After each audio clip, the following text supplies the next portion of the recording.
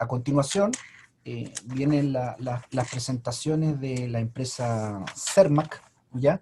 Donde Henrik, quien es biólogo marino, magíster en salud de peces en la Universidad de Bergen, desde el 2018, desde el 2008 está trabajando con Cermaq, ¿ya? Y se ha desempeñado como biólogo de salud y coordinador de R&D, y actualmente es el gerente de R&D en salud de peces de la compañía en Noruega. Así que a continuación, Henrik nos va a comentar respecto a la experiencia que tiene la compañía de Cermaq en Noruega respecto a tratamientos mecánicos. Good afternoon. Moving on to the schedule of this webinar, we are glad to introduce Mr. Henrik Dashen from Cermaq, Norway, who's going to make a presentation on non-medical sea lice management in Cermaq, Norway. So without further delay, I'll leave you to enjoy Henrik's presentation. Henrik, please go ahead. Okay, hello. Hope you can hear me well. My camera did not work very well today, so I turned it off. Hope you can see my presentation, and thank you very much for letting me present some of our experience on non-medical treatment in Norway. I'm sure I've been introduced in Spanish, but I don't understand Spanish, unfortunately, so I'll take a little bit about myself before I start. I am the Fish Health R&D Manager in Cermaq Global, so I work in all the countries, but today I will focus on Cermaq Norway's work on non-medical treatment. Just a little bit about the differences in Norway and Chile, because you might know this very well, but the sea lice limit in Norway has to be below 0.5 females at all times. So, and we have an obligatory spring delousing that only allows 0.1 movable lice, adults and pre-adults, on average per fish. There is a counting frequency of every week when the temperature is above 4 degrees, and every other week if below 4 degrees. Area management agreements between the areas, as you have in Chile as well, but it's obligatory for all farms. And Cermaq counts 20 fish per cage every counting. I'm just mentioning this because there is some differences when we compare the methods, that it's not always comparable between Norway and Chile, because especially because Leptoptero salmonis, which is our lice, is species specific for Atlantic salmon. So it doesn't have any other host. So that means that if it falls off, it can't have another host. A little bit about Norway and where we are situated in Cermaq. We have our production in the area 9 here, a little bit in 10, and then in 12. All above the Arctic Circle in Norway, having cold temperatures, which is not very optimal for the sea lice, thankfully. And we can also see that from the differences between infection pressure in the south of Norway compared to the north.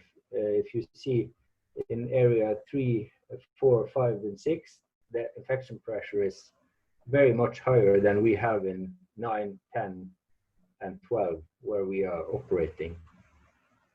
This is also a bit important to state, because all these measurements that we talk about, preventive and non-medical and everything like this, also depends on the infection pressure, I think. This is just even more locally. We see from fjords in Finnmark, the most northern county in Norway, where we operate, there is a study that shows that Mørksfjorden and Langfjorden, which are two fjords in this area, local infestation dominates. In 90 and 80% of the sea lice arriving at the farm has a local origin, so we are infesting ourselves. At Årøya, which is a different area, 70% of the hits were by particles or sea lice from other parts of the fjord. And in another fjord, and in sounds, the ratio was nearly 1-to-1 with slight dominance of local infestation. And this might not be transferable to the Chilean situation, but it is very important that we understand how the sea lice infect or infests to be able to have the measurements that we can use to combat sea lice. And as you all know, in Norway, the use of non-medical treatments have gone up the past 5 years, and the use of medical treatment has gone down. And this is a little bit old graph, but it shows the trends, and it's even more now. And the non-medical has crossed the medical line a few years ago. And this is, of course, two reasons for this, and one of them is that there is a lack of chemicals that are sensitive, or the lice are not sensitive to the chemicals, and the other one is that there is a push towards using non-medical treatments also on a sustainability kind of platform. So for Cermaq, we try to have a holistic approach to sea lice control, and this means that we are open to use all the necessary tools that are available to us, all the things from genetics, also pharmaceuticals, technological solutions such as skirts. We have heard a lot about skirts today, and freshwater treatments and mechanical treatments, and all the new things that are coming up, we are following very closely.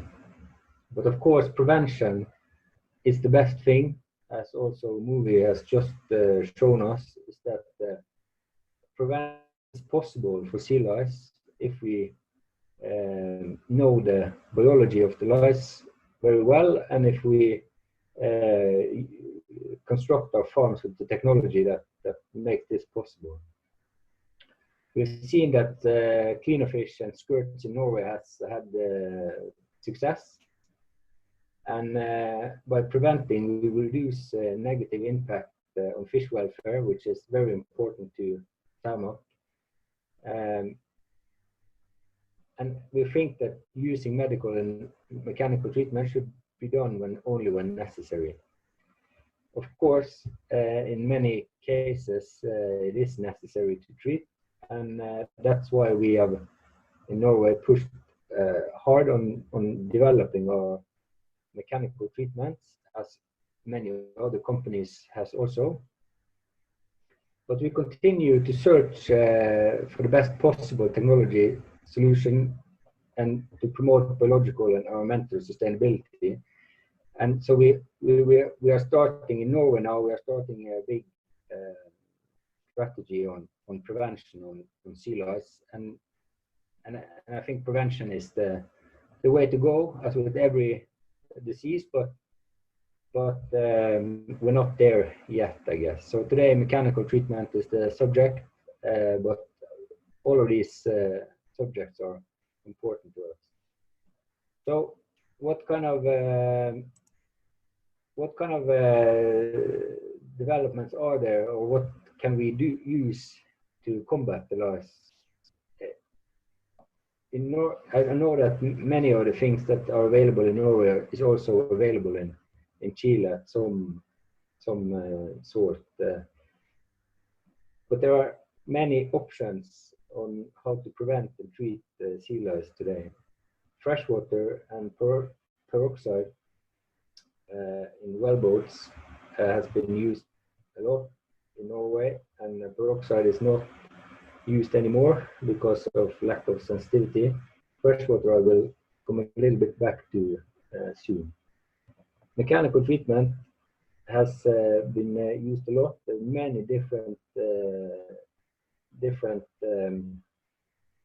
producers of this now, and I will come back to the ones that Cermaq has tried and used. Laser treatment is interesting. Hope it will work good if we test it, but many companies have tested this and maybe in Chile also. What we have used a lot of resources on is semi-closed systems. I will come back to that a little bit soon. But all the companies in Norway, I think, have some sort of semi-closed system that they are testing and trialing now. Wrasse and lungfish is very important in Norway. For Cermaq, we have not gone all in on using lumpfish in our case, and this is for many reasons, but there is a welfare challenge for cleaner fish. There is a biosecurity risk that is not handled maybe now. Many companies rely on cleaner fish, and many companies have great success with cleaner fish, and hopefully we can get this to work better in the future. There's a lot of focus on land-based farming. I'm not going into this in this presentation. But what I want to say a little bit about is that Cermaq is developing now what we call the iFarm setup, which is our attempt to prevent sea lice, which we are making this individual-based farming system, where the lice is kept low. Now the fish are kept low, and they have to swim through this system here to fill their swim bladders, and then they go through a sensor which can identify individual fish. They can also count sea lice, look for wounds, and it can look for everything like this. So it can be, the fish can be pushed into for example, if it has too much sea lice, it can be pushed into a different pen, and we can treat only the fish that have sea lice and not the entire site. So this is, we hope, the future for Cermaq, at least in Norway in first run, is to have this kind of system where we move from population farming to individual farming. It's a few years down the line. So now we are focusing what is not a mechanical treatment, but it's a preventive treatment. And this is the Certus cage, which we are, or the semi-closed systems that we are using in Norway, and we are also testing in Canada now, which has a very good effect when it comes to sea lice, because we don't have much sea lice in the cage. We have no treatment required. And we have done 2 cycles, one with 155,000 smolts and one with 380,000 smolts. The welfare is good and very low mortality. So we do use this as a post-smolt where we go up to about 1 kilo, and then we transfer them into a normal cage. So we have tested this 2 runs, and I think that when it comes to sea lice, maybe this is kind of the best, because it's a war between, but not. It's a big change to go into this. So, but for some areas that are very high on sea lice, and some areas where we can use the post-smolt strategy, I think this could be a good idea. Okay, so in Cermaq we use 2 types of mechanical treatments. We use the thermic treatment with temperate water or hot water. We have used a lot the optimizer, which is a chamber with temperate water. And we have used later the thermolyzer, which is a tube with temperate water. We have seen that to have a good effect, you need a delta temperature between the seawater and the treatment water of 22.5 degrees. And that means that you can't use this in all situations. And now the government will not recommend to use this above 28 degrees. And it's illegal to use it above 34 degrees. There are some studies showing that 28 degrees is a limit temperature for this. And if you have to have a delta temperature of 22.5 degrees, the use of this is quite limited. However, we are situated in Finnmark County and have temperatures down to 2 degrees in the winter time. So we are able to use this system at some level. In the Norwegian industry, salmon industry has to, until August 2021, to put forward documentation regarding if this method has good enough welfare according to what the Norwegian Cermaq will allow. We also use a lot of flushing. So Cermaq has used the hydrolyzer, the FLS or the flat set sudden, which is flushing through closed water columns. We have used the Cermaq, which is flushing with brushes. We have used the SFI system, where fish fall through a flushing chamber, and then they're out of the water when they are flushed.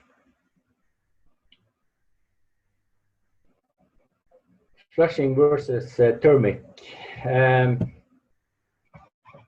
We have used both extensively, and when it comes to flushing, we feel that this has very low mortality. The fish go quickly back to feed. You can get severe flushing marks, as you can see from the picture.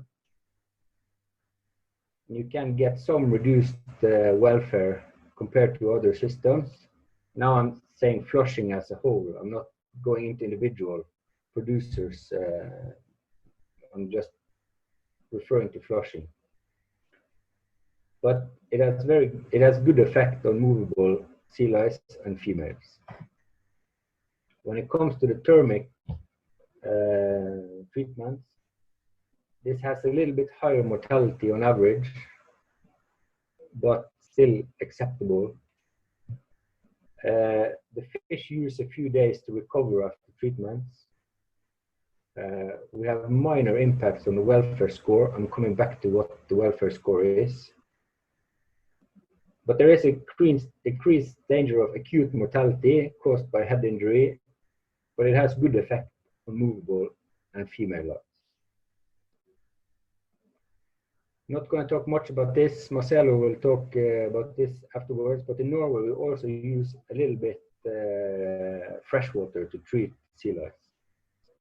But unfortunately, compared to the Colligus, the Lepopteros can handle a lot more fresh water. So you have to have a very, very long exposure time, up to 12 hours in a wellboat.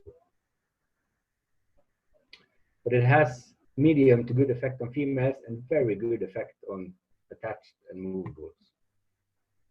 It has very little welfare impact,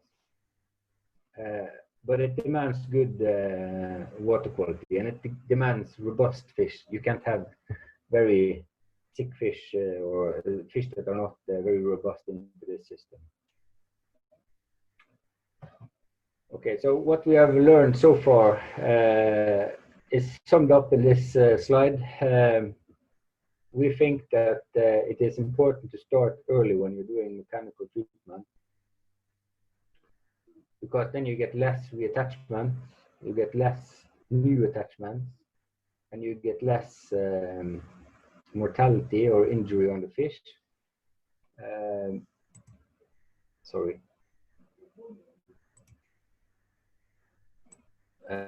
Because you don't have to run the system so hard. that means that you don't have to flush. The less lice you have, you don't have to flush as hard as if you have more lice. And I've written here that crowding is an art form, and I really mean that, because the personnel that can crowd the fish very gently and can do this in a non-stressful way have a much better effect on the treatment. You need good oxygenation during handling. You need to have robust fish, adequate starving time. They can't have a very specific diagnosis, for example. Seawater temperature is important on which type of mechanical treatments you choose. Clean nets and clean equipment. Good communication during the operations is important. And here is probably the most important in our mind, is that the welfare scoring that we do during the treatment is very important. So we have a stop signal when it comes to treatment. And I'll come back to that in detail soon. I hope you can see this. It's very small, but these are the number of treatments in Cermaq Norway in 2019, divided on different types of mechanical treatment, and also divided by county. That's not so important, but you see that we are using definitive most hydrolyzer. So the green graphs are the cage number of cages.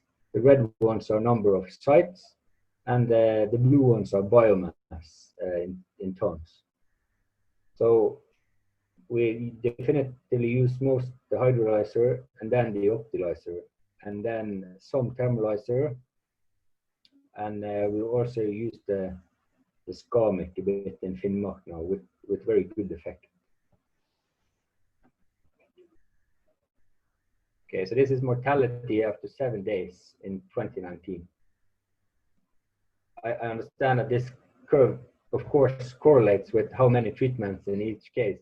So, but it's just a picture of that shows in each case how much mortality you can expect after a treatment. So with the optimizer has the highest in Finnmark, which is the most northerly, most coldest temperatures, but we see that the mortality after each treatment is quite low, and we are quite happy with these numbers.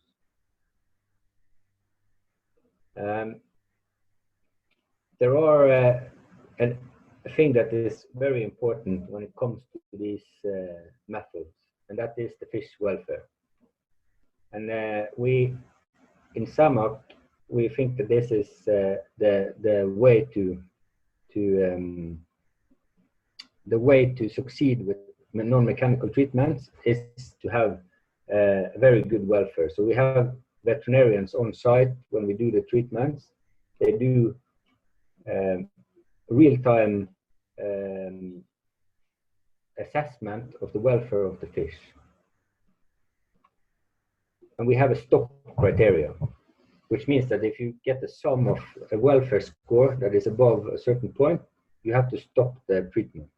And that we think that's important, because in other cases you will see the mortality several days after the event, maybe.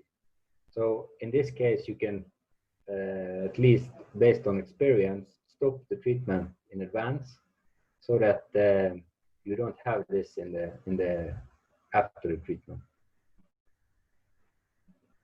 So I want to talk a little bit about this, because what we have said in Cermaq is that we are going to have a welfare policy, and this is stated in what we call the Cermaq Welfare Policy, and it's based on the 5 freedoms and everything like that. But it basically says that Cermaq wants the fish to thrive, grow, and be healthy. A fish with good welfare is healthier, performs better, and ultimately have better quality. which is essential for productivity and sustainability in Cermaq's farming operation. So what we did was that we made this scoring system based on the fish well report, and it has environmental parameters, population parameters, individual parameters that we score. So the environmental parameters can be such things as oxygen, CO2, plankton in the water, ammonia, things like this. The population parameters are things like density, crowding, mortality, non-performers, handling, and things like this. And then we have the individual parameters that is very it is quite a lot of things that we measure, and it can be head injury, eye damage, cataract, and things like this, red belly. And we have started using this when we do mechanical treatments as a start. And Cermaq has also developed an app to get all these data when we are doing so there is a veterinarian or a trained person on site when we do the delicing with mechanical treatment that will score fish all the time. So, and it's very easy when you have this on your phone or an iPad, and you just, and here you can see, you can barely see, but there's a gill bleed, gill damage, eye bleeding, wounds, for example, scale loss. And then you have a set of numbers 0 to 3. 0 is totally fine. 3 is not so good. So then when you do, for example, 20 fish at a certain point, you will get a score. And if the score is above a certain point, then we say internally that we have to stop. If it's under a certain number, then we continue the treatment, and then we do it again. And then you get this dashboard on your computer that we can look at everyone, and then you can measure real time what the welfare is on the site. And the reason why I focus so much on welfare here and not specific flushing systems or specific thermolyzers or specific things is that in our experience, all the systems do the job. They are effective, all the systems. So I'm not going to do any commercials for a certain system, but the important thing we feel is that you have to do it the right way. That means that you have to use the right system at the right time. And you should interchange between the systems, because if you flush the fish several times it's not going to be good in the end. So I think that you need to interchange the methods that you use, and you have to have the welfare scoring. We feel it's very important because, especially in Chile, where there is some issues with, for example, SRS and things like this. I'm not saying that this cannot work in Chile, because I think it can, but I think you need to have a system in place in advance where you have a stop signal. And it's very important, I think, to consider that the Colligus or Cressi has a different biology, and when we crowd the fish, we lose a lot of lice, and when the Colligus can jump off one fish and reattach during crowding. The Elapoteus doesn't do that in a similar way, because it can only attach to other salmons. So it impacts the treatment efficacy that you can't collect the lice that force off during crowding, and that will in the end affect the treatment efficacy, if that makes sense. I think I've used my time, maybe. So that was my last slide. Okay, thank you very much, Henrik, for another complete presentation covering a lot of subjects of interest as a non-medical tools to fight against sea lice over there in Norway. Bueno, agradecemos a Henrik una completa presentación, al igual que sus antecesores, cubriendo distintas herramientas en el uso en Noruega para el control del piojo de mar.